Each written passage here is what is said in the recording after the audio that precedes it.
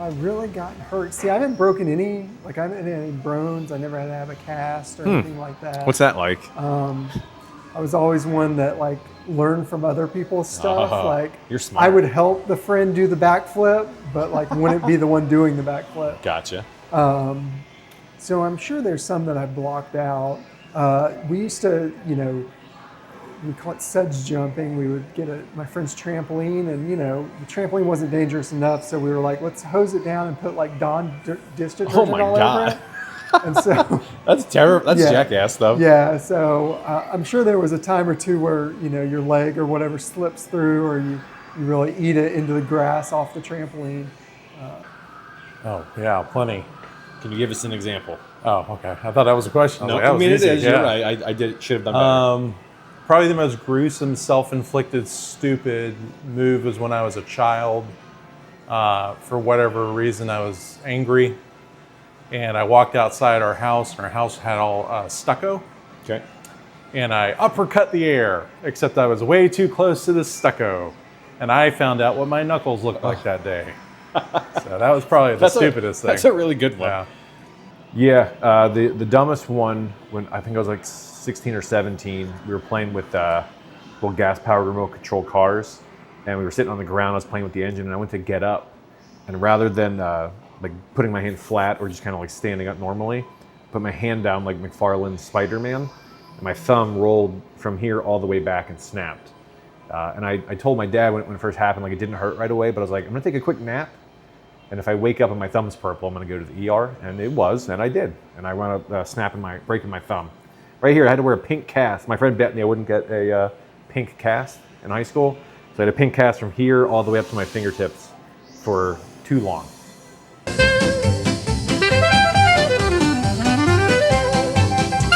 All right, so this is a tough one. So growing up, I loved potatoes au gratin. So that's still got to be up there. My wife does twice baked potatoes during Thanksgiving, which are amazing. And so that's like really high up there also. Potatoes are a great thing. I don't love sweet potatoes. Like to me, a potato, I want like a salty, you know, flavor from it. But yeah, I'd say twice baked or potatoes au gratin. That's a tough one because I love potatoes. It's just everybody. I think everybody Man. loves potatoes, but yeah, There's so many good options. You can just go straight up baked potato, load that sucker up with some good butter, and twice baked potatoes probably even better. I'll go with the dark horse. I'm going to go with gnocchi. Okay, that's a good answer. Gnocchi's going to be my, like when the gnocchi's like a good potato gnocchi, you can put it pretty much in anything. I thought you were going to bring out vodka or something gnarly. That counts, I think, right? I'm a little different than you guys, but I prefer sweet potatoes. Sticking with my answers, baked sweet potato with cinnamon and honey and butter, delicious. Regular potato, twice baked potato is fine, or regular like good French fries.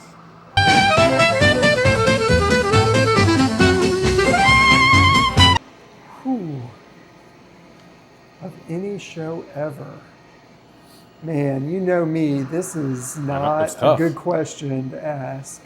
Because I'm going to think about it now for hours and You'll days get back to me on at 3 end. a.m. Exactly. And you're going to record yourself half awake and give me a response that I'll put in. Yeah. There's so many good series, and so it's like, how do you narrow down one episode of something? Oh. One that sticks out to you, one that like you remember fondly. I know. It's just there's a lot of Seinfelds that stick out. Okay. I grew up watching that, so that was a good show. But there was so many good ones. Oh man, Ed on NBC was a great show. I loved watching that. So I'm going to go with that. There was an Emmy-nominated episode of Ed on NBC. That's one of those shows where during that time they were playing a lot of popular music in shows. So now they're basically like, we can't get rights between the actors and the music and the lack of popularity of a show. Like we can't make it happen. So There's no episodes available on DVD or VHS or anything like that. You're basically trying to bootleg old VHS copies that people recorded back in the day. But it's a great show. Has a good cast, and there was one Emmy-nominated episode that was really good. So we'll go with that. Wow, not pulling from a small catalog on that, are you? Nope. Of all time, not even show, episode. An of episode, all time. yeah.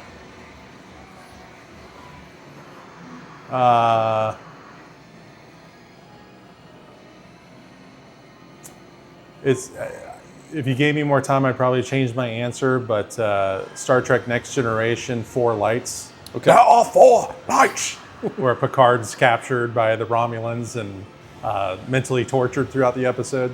That Okay. one's always stuck with me. I probably could come up with a better one of another series, but on the spot, that's what I'm gonna go with. Okay. Favorite show is Futurama, and favorite episode in that is Roswell That Ends Well. It's where they accidentally time travel because Fry put metal like Jiffy Pop in a microwave, which caused a reaction, and the supernova was going off, and they kind of hit each other, and it made them time travel back to the 50s. And they were the actual spaceship that crashed in Roswell, and Bender's ass was the UFO that they found. I've heard that answer so many times that Rudy's gone to sleep. Yeah, he's definitely sleeping. We totally didn't have camera issues before this.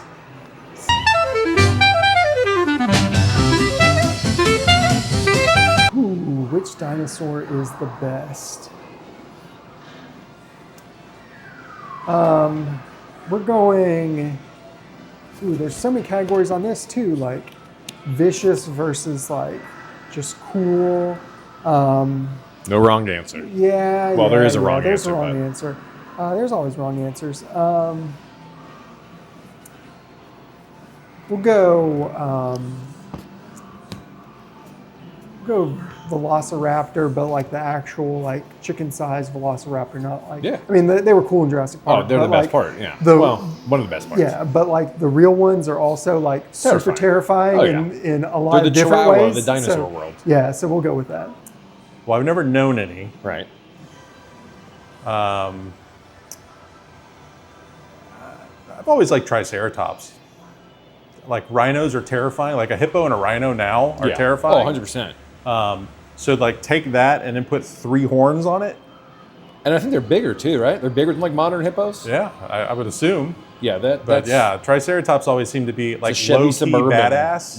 with hooks. Yeah, because you'd always see like the Triceratops versus the T-Rex. Oh, yeah. You'd be like, oh, T-Rex is going to tear that up. And you're like, no, I'll take odds on that Triceratops. 100%.